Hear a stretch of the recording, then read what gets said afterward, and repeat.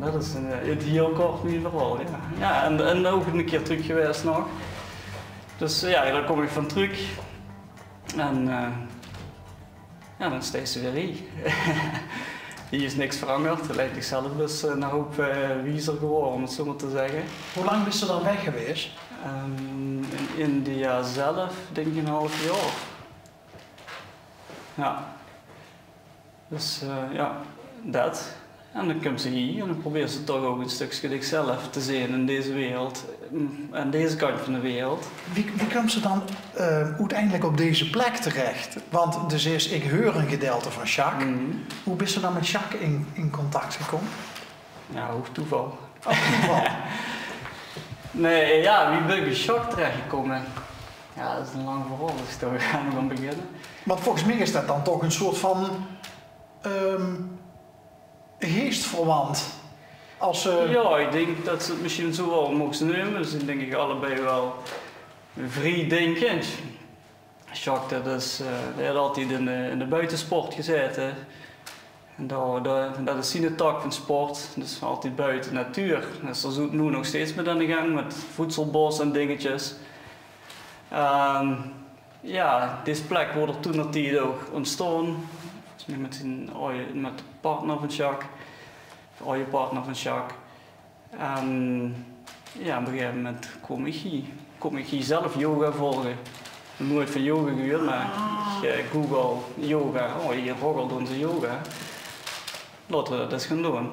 En dat was nog voordat ze naar India ging? Nog net al veel, ja. Al daarom zei ze ook van. En dan komt ze hier terug en dan is er weinig veranderd. Ja, want dan was ze al eerder geweest. Ja, precies.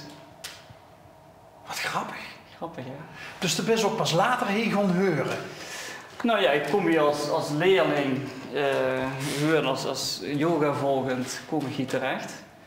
En toen was ik mijn droom van, ja, het is echt zo'n prachtige plek. Stel je voor, de kinderen nog gaan wonen. Nou ja, dat heb ik goed gesproken en dat gebeurde als het ware. Gewoon niet dus nu. Dat die ruimte wordt ontstaan. En op een gegeven moment wordt het tijd om over te geven aan mijn zangers en dat wordt ik. Dus ja, dat heb ik ook aangegrepen. Dat is tien bestaan, nou ook? Nee, ik ben gewoon nog in de zorg. Dus als het om werk gaat, ja, absoluut. Ja. Als het om werk gaat. Nou ja. Dus u het geven van yogalessen niet als werk? Niet zozeer, nee. Ik heb er wel misschien een bijzondere kijk op, maar ja, er moet ergens ook geld verdiend worden en dat is ook een onderdeel. Ja. Maar daarna werk ik ook nog in de zorg, of in de psychiatriezorg, ja. Oh. Ja. De GGZ? Zo'n beetje, ja. Met enorm lange wachtlijsten en zo. Zeker nu in coronatijd. GGZ is dan misschien een andere tak, maar ik werk wel bij een antroposofisch geïnspireerde organisatie, ja. Oké, en wat duist je door precies? Ja, begeleider op de dagbesteding. En in ambulant werk ik nog een avondje. Ja. Goh. Als begeleider. Het lijkt me wel heel bevredigend werk. Ook voor de mensen helpen. Ja, absoluut. Ja. Dus hier winsten. Merk ze ook nou, en ik zeg het nog een keer, de huidige tijd, dat er meer ook geestelijke nood is? Ja, absoluut. Ik denk, ja, we zitten er allemaal in, dus ja. Ik ken er meer dan meer. Maar ik denk juist dat nu, dat mensen nu wel roepen om hey. Ze willen weer eigenlijk de rust in zichzelf vinden. Het is een hectische wereld om ons heen. En nu, ja, dat merken we hier, dat merken we bij het centrum. Mensen zijn wel op zoek naar get. Ze willen get. Ja, dat merken we wel, ja, absoluut. Ga je dat trouwens nog altijd yogales geven met 1,5 meter afstand en... Beperkte regels natuurlijk. Ja. Het belangrijkste is dat het nog kent. Hoe ver zien we op het rondje? We gaan een rondje maken. Nou ja, we hebben nog een tuin, dus als ze zo een beetje de tuin in kijken. Nou, dan hadden ze het ook over Thea en een tiny house. Ja, dat klopt. Zullen we eens aanbellen?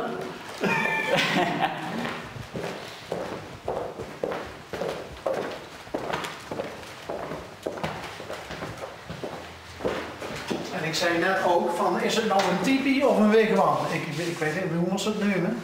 Ja, ik weet niet. Oh. Een tent? Typisch. Typisch. Ja, ik weet niet. Volgens mij is dat meer een speeltoestel, maar... We hebben wel nog een buiten in de tuin staan, nu maken we er geen gebruik meer van. Dus het is een beetje de richting de typisch. Oké. Hij duidt eigenlijk dienst of deed dienst als feithut? Nee, dat niet, maar achter in de tuin hebben we er wel nog een staan. Dat is een soort van natuurlijke sauna? Ja, zo moet het zijn, ja. Ja, nee, ik heb die zelf gestookte badkuip, dus... Ja, precies. Dus dan moet dat ook lukken, hè. Wat voor soep is het maken trouwens? Spitskool met prei. Lust je daar testen? Is die al klaar dan? Nee, nog niet, maar wel die van. Maar past dat een beetje binnen de methode van de Ayurveda? Jawel. Spitskool en prei? Jawel. Ja? Ja, ja. Zal dus even aankloppen. Oh. Dat zijn niet bang dus voor hondjes. Ze gaat hier toch niet van schrikken, of wel? Ik weet het wel niet. Thea, niet schrikken hondje. We hebben bezoek. Zeden. Goeiedag. Hallo. En ik ben er weer bij. Dat moet er natuurlijk niet Dat op. kan ik dus het niet. Hallo Thea. Hallo. Ja, nee, ik zeg al, niet schrikken, want ik huurde van die buurman Ja. dat hij een derde persoon woont in haar eigen tiny house. Ja. Ja. En dat besteeg. Ja, dat ben ik. Ja. Klopt. En wie komt steeg hij terecht? Hoe kom ik hier terecht? In eerste instantie dat ik op zoek was naar een bijdrage te leveren aan voedselbossen. En Jacques, we hadden voedselbos in Heidhuizen. Dus via kwam ik dan weer in contact met Jacques. Voedselbossen.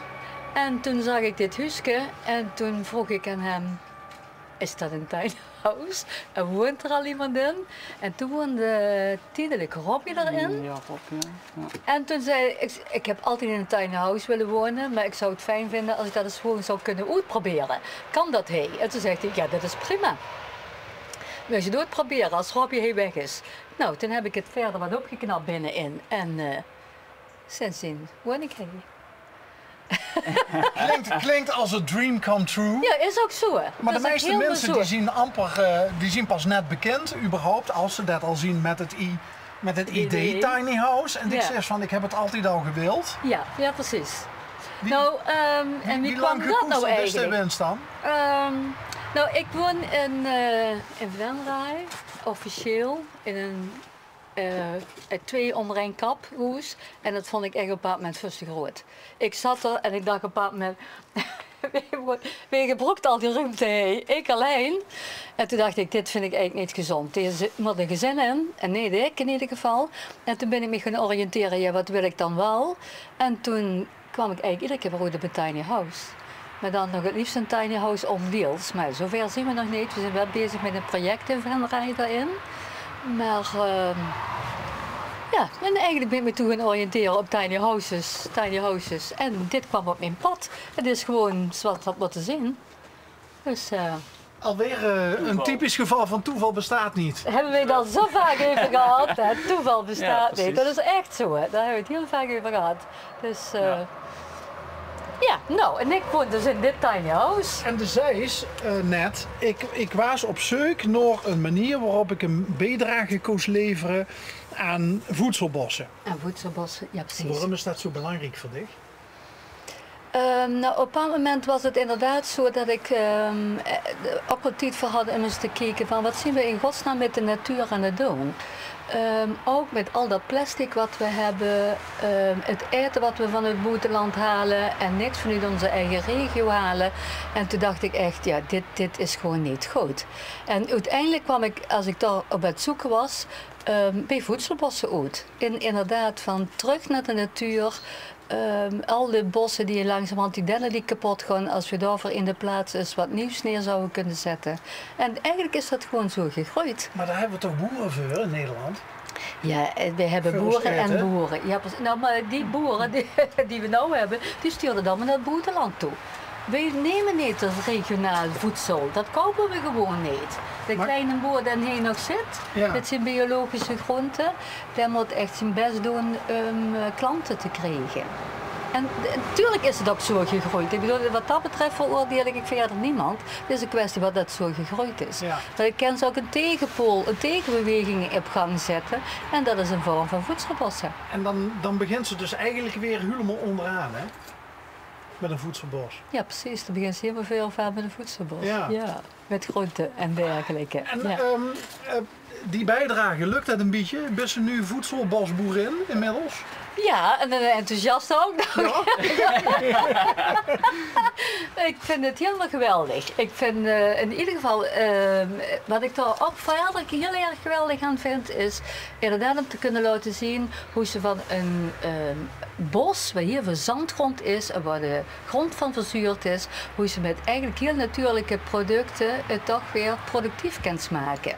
En dat is eigenlijk alleen maar met mulchen, goed opletten, wassen die in struiken en bomen neerzet. En het groeit. Het is wonderbaarlijk, maar het groeit. Ondanks Op de kale grond. op de Is kale hard grond en ondanks een drukke zomer. Ja. Ja. Als ze inderdaad het heel goed aanpakt, kan ze dat inderdaad laten groeien.